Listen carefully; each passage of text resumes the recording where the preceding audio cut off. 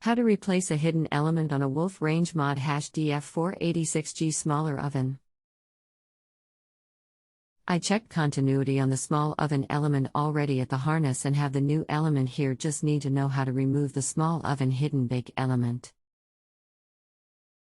Thanks for counting on us to help with your appliance problem. My name is I look forward to helping you. I believe the floor panels will need to be removed.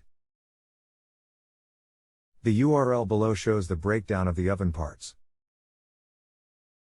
https://www.certifiedapplianceparts.com/csc/printinfo/pdf/dual fuel df48 3% 20% 20 parts %20 list %20 and %20 48 inch %20 dual %20 fuel %20 range %20 cavity %20 and %20 side %20 exploded %20 view.pdf.